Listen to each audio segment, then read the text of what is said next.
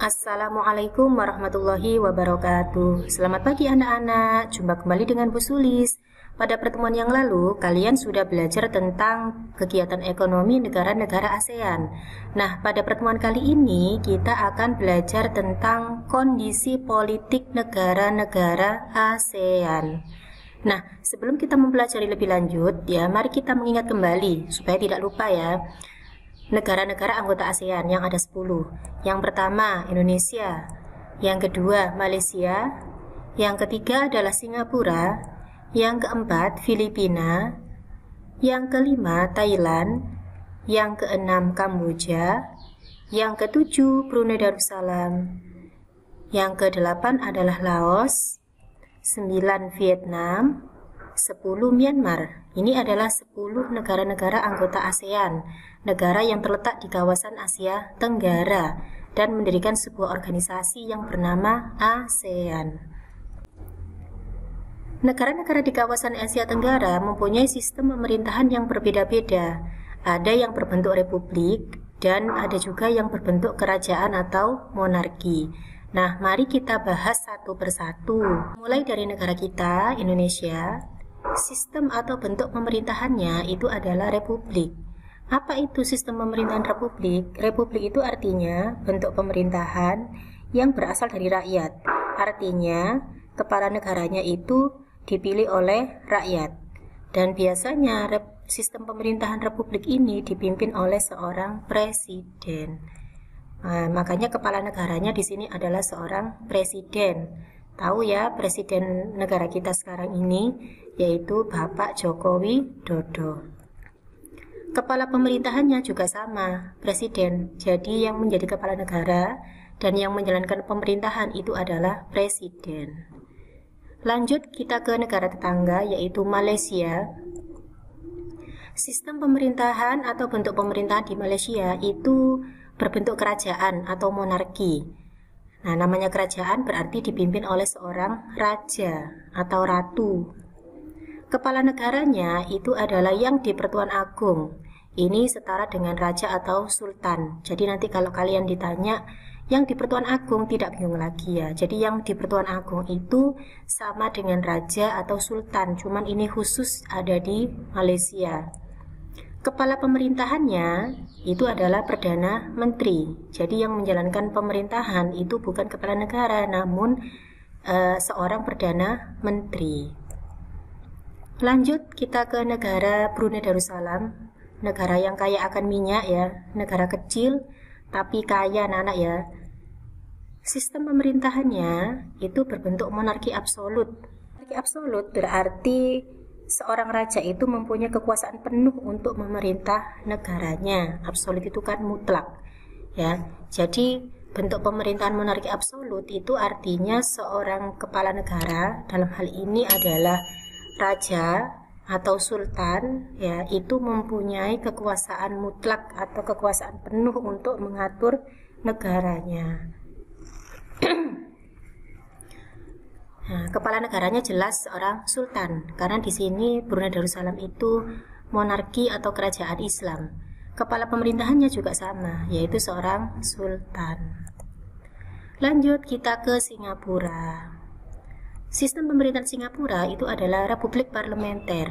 Nah, ini ada bedanya dengan republik kalau di Indonesia ya. Republik parlementer itu artinya republik ya, bentuk republik yang pemerintahannya dipimpin oleh parlemen atau seorang perdana menteri sebagai pelaksananya.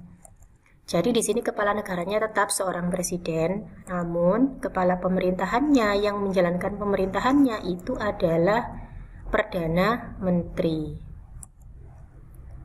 Lanjut kita ke Thailand ya, lumbung beras di Asia Tenggara ya. Sistem pemerintahan Thailand ini adalah kerajaan atau monarki konstitusional. Nah, apa bedanya monarki konstitusional dengan monarki absolut tadi?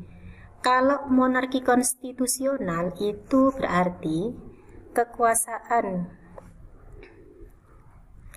Kalau monarki konstitusional itu berarti bentuk pemerintahan suatu negara yang dipimpin atau dipegang oleh seorang raja, namun raja tersebut mempunyai atau dibatasi oleh undang-undang. undang-undang.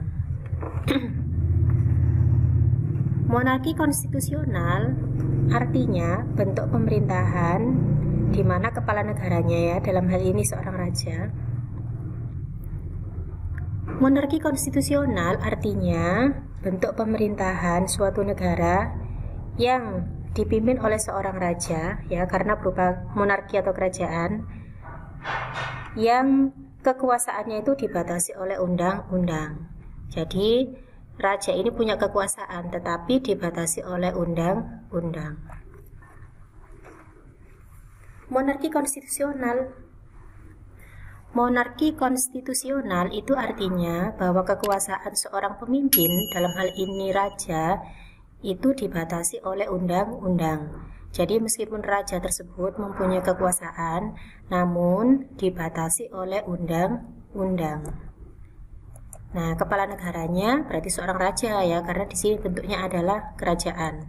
Sedangkan kepala pemerintahannya adalah seorang perdana menteri. Berikutnya kita ke Filipina.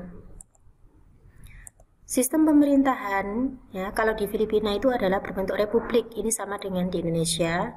Kepala negaranya seorang presiden, kepala pemerintahannya juga seorang presiden. Jadi sama persis dengan di Indonesia. Berikutnya kita ke Vietnam. Vietnam itu bentuk pemerintahannya atau sistem pemerintahannya adalah Republik Sosialis. Republik Sosialis ini ditandai dengan hanya ada satu partai yang berkuasa. Nah, kalau di Vietnam ini adalah partai komunis, ya. Nah, kepala negaranya ini merangkap sebagai pemimpin militer, itu adalah seorang presiden. Sedangkan kepala pemerintahannya adalah seorang perdana menteri. Berikutnya kita ke Kamboja.